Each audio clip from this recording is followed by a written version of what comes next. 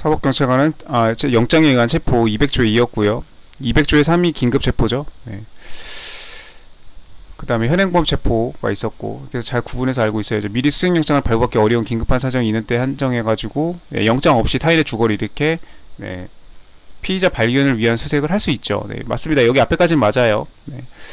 이게 피의자 그 체포영장을 발부받았으면 사람을 이제 체포를 해야 되는데, 사람을 체포를 하려고 봤더니 이 사람이 어디에 있는지를 모르겠어. 그럴 수도 있고 어디에 있는지 모를 수도 있고, 이제 체포영장을 들고 갔는데 이 사람이 뭐 이렇게 도망을 갔잖아요. 그럼 이제 수사관들이 쫓아가겠지. 형사들이 쫓아갔는데, 거기서 그러고 쫓아가는데 이 사람이 만약 남의 집으로 도망으로 들어갔어. 그러면 이거 어떻게 할 거예요? 집을 수색하려면은 가택 수색영장이 있어야 되잖아요. 네. 그러면은 그 상황에서 잠깐 형사들이 다 멈춘 다음에 다시 법원에 가가지고, 지금 이 범인이 여기 지금 주택가로 숨어들어서 지금 이 집 대문으로 들어갔는데, 그럼 이 집에 대한 그 가택 수색영장을 받은 다음에 그 수색영장으로 가택을 들어가서 그 안에서 숨어있던 그 사람을 체포영장으로 체포하고, 이거는 말이 안 되죠. 예, 범인이 만약에 남의 집으로 뛰어 들어가서 숨었으면 형사들이 따라 들어갑니다. 예, 뭐 무슨 가택 수색영장이 필요해요. 지금 이 피의자를 체포하기 위해서, 이 체포영장을 실현하기 위해서 그 집에 어쩔 수 없이 들어가야죠. 아니 그 범인이 그 집 안으로 도망을 들어갔으니까. 그래서 이런 피의자 발견을 위한 수색을 할 수 있고, 예, 이런 경우에는 할 수 있고, 그 다음에 뭐 이제 체포영장으로 그럼 이제 체포를 하겠죠. 근데 그 다음에 뭔 사후에 지체 없이 수색영장을 그러니까 이 가택 수색영장을 그 다음에 받아라. 이건 좀 말이 안 되죠. 예. 그쵸? 예.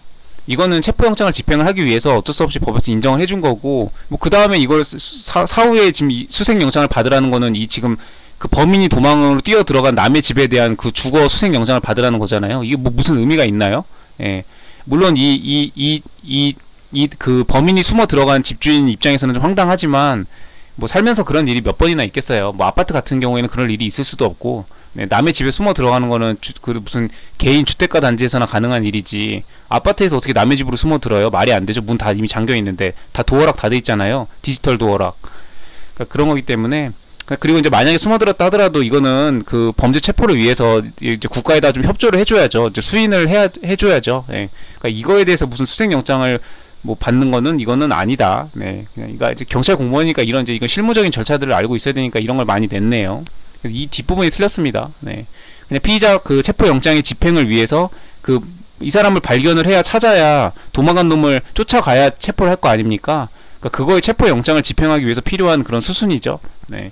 그렇기 때문에 남의 집에 이렇게 긴급한 사정이 있어서 들어갈 수 있다고 봤고, 그 다음에 이거를 뭐 끝나고 나서 뭐 수색영장을 받을 필요 없다. 받는 게 의미가 없다. 예. 그냥 이 집주인한테 저희가 지금 범인을 쫓고 있었는데 이놈이 이 집으로 들어가가지고 이렇게 부득이 들어오게 됐습니다. 그럼 그러세요? 그럼 하는 거죠. 이 가택 수색 영장이 필요한 거는 그 가택에 범죄자의 어떤 증거물이 있을 것 같아서 그 집을 다 뒤지잖아요. 서랍도 다 뒤지고 컴퓨터 다 뒤져서 하드디스크 다 빼오고 본체 그냥 전선만 다 뽑아가지고 본체 그대로 그냥 그 뉴스에서 많이 보셨죠? 그 압수수색 할 때 그 파란색 그거 검찰 프로시큐션 적혀 있는 거, 경찰 그 독수리 마크 있는 거, 거기 그 파란색 박스에다가 수사관들이 형사들이 그냥 다 때려 넣는단 말이에요. 뭐 컴퓨터 그냥 모니터 이런 건 필요 없으니까 본체만 그 뒤에 전선 다 뽑아가지고 그 본체 그냥 다 통으로 넣고 하드디스크 그냥 그대로 다 갖고 가가지고 다 복원하고, 그리고 뭐 책장이랑 뭐 서랍 같은 거, 장롱 이런 거 다 뒤진단 말이에요. 예. 그러니까 그럴 때 가택 수색 영장이 필요한 거고, 지금 이 형사들이 이 타인의 집에 지금 장롱 뒤지러 들어간 게 아니잖아요. 범인이 지금 일로 숨어 들어갔으니까 범인만 찾아내서 범인만 수갑 채우고 나오잖아요. 그러니까 이런 걸 사후에 수색 영장이 필요 없습니다. 상식적으로 접근을 하면 돼요. 상식적으로. 네. 그냥 무조건 이거 나중에 사후에라도 이거 영장을 안 받으면은 뭐 적법한 절차를 위배해가지고 저기 공소기각 판결이라고 그랬는데, 예, 그 뭐 내용이 막 섞이면 안 돼요. 네. 사후에 영장을 받아야 되는 게 있고, 네, 이런 거는 상관이 없습니다. 이건 체포 영장을 집행하기 위해서 필요한 걸 뿐이다. 그 숨어 들어간 그 피의자 요 놈만 찾아가지고 그 놈만 수갑 채워서 나올 거다. 그 집에 장롱 뒤져 들어간 게 아닙니다. 네, 장롱을 왜 뒤져요?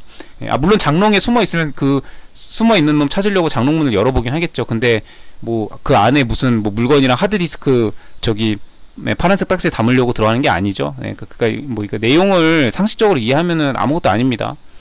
4번, 3번이 틀렸고, 4번 현행범인으로 체포하기 위해서는 형의성, 왜 그쵸, 뭐 도망 또는 증거 인멸 염려가 있어야 되고, 이거는 이제 법조문에도 있고 판례도 있고, 체포 당시 상황을 기초로 해야 되고, 그쵸? 수사기관에 상당한 재량의 여지가 있다. 2차에서 뜨면은 2차 답안에 발라줘야 되는 거고, 아까도 얘기했지만 체포 당시의 상황을 기초로 판단하는 거고, 이 범죄자가 나중에 재판을 통해서 유죄로 됐는지 무죄로 됐는지 사후적으로 그러한 사정들은 문제되지 아니한다. 이 당시로 판단한다. 그쵸? 그리고 제3자가 전자증거 매체를 제출한 경우에도 그 상황으로 판단하는 거지, 사후적으로 민사법상 기속이 누구의 그 제3자냐 아니면 본래 소유자냐 그거를 이렇게 따지지 않는다고 했습니다. 예. 너무너무 중요하죠. 객관식에도 이미 나왔고 2차 올해 분명 그 증거 파트에서 분명 저기 전자증거 문제 나온다고 했습니다. 법무사에도 올해 법행에서는 전자증거로만 그 형사소송법 100점을 그렇게 나왔죠. 문 1문 2문이 전부 다. 예. 올해 무조건 나올 거고 2차 답안에다가 일필 휘지로 그냥 막 발라주면 됩니다. 보란듯이. 31번 구속에 관한 설명으로 적절하지 않은 거. 구속기간의 만료로 피고인에 대한 구속이 효력이 상실된 후 항소법원이 피고인에 대한 판결을 선고하면서 구속하는 경우 해당하지 않는다. 네, 법원이 하는 건 아무 문제 없다고 했습니다. 네, 영장에 이렇게 문제되고 하는 것들은 수사기관이 수사권을 함부로 남용해서 국민에게 피해를 입을까봐 그런 형사소송법 규정들이 있는 거고, 법원은 전지전능한 그 신과 같은 존재입니다. 법원은. 네, 법원이 하는 일은 문제되지 않습니다. 네, 법원은 얼마든지 영장을 발부하는 기관도 법원이고, 법원이 공판 중에 재판 중에 뭐 이렇게 해가지고 구속할 필요가 있다. 그럼 그냥 구속하는 겁니다. 네, 판사님이 하겠다는데 네, 아무 문제 없습니다. 네, 그런 느낌으로 공부를 하면 좋죠. 네, 재구속 또는 이중구속에 해당하지 않는다. 맞고요. 피의자가 체포 또는 구인된 경우에 경찰 수사 과정에서 구속기관은 피의자를 체포한 또는 구인한 날부터 바로 즉시 기사를 합니다. 네. 민법은 초일 불산입이 원칙이죠. 네. 초일 불산입. 초일은 산입하지 않습니다. 근데 여기 형법에서는 이 사람이 체포된 날부터 바로 그 날짜 1일로 계산해 줍니다. 여기 시간을 계산함이 없이 1일로 산정한다. 예를 들면 밤 11시 58분에 내가 체포돼서 구인됐어요. 그래도 2분만 지나면 하루가 지나죠. 그래도 하루 나는 저기 구속된 거예요. 나는. 네. 피고인에 유리하게 해줍니다. 네. 그냥 그 정도는 그냥 해주자 이거죠. 아유, 어차피 이제 만약에 유죄로 돼서 뭐 저기 한번 깜빵에서 몇 년 썩을 텐데 그 정도 하루야 빼주자. 뭐 그 야박하게 시간까지 계산하지 말자 이런 느낌인 거죠. 네. 그래서 피고인의 입장에서 무슨 프릴레테오? 네, 피고인의 의심스러우면 피고인의 이익으로 뭐 그런 것처럼 같은 저기는 아니지만 되도록 피고인의 이익으로 해서 민법은 초일 불산입이지만 형법에서 구속기관은 저기다. 이거랑 그리고 하나가 더 있죠. 소멸시효 구속기간 요거 두 개는 초일 산입입니다. 바로 즉시 진행합니다. 피고인의 이익을 위해서. 맞고, 구속의 사유가 없거나 소멸된 때에는 피고인 또는 피고인의 변호인 이렇게는 법원에 구속된 청구할 수도. 이게 3번이 틀렸어요. 이거 명확히 알고 있어야 됩니다. 여기 피고인의 변호인, 그 다음 법정 대리인, 그 다음 배우자, 직계 친족, 형제자매. 네, 이렇게 했는데 여기 이제 가족부터는 끊어야 돼요. 가족, 동거인, 고용주. 이건 고용주는 내가 다니고 있는 회사의 사장님을 말하는 거죠. 이런 가족, 동거인, 고용주의 경우에는 두 가지 경우에만 관여할 수 있어요. 근데 이 구속 취소의 경우에는 관여할 수 없습니다. 이런 청구권이 없다는 얘기예요.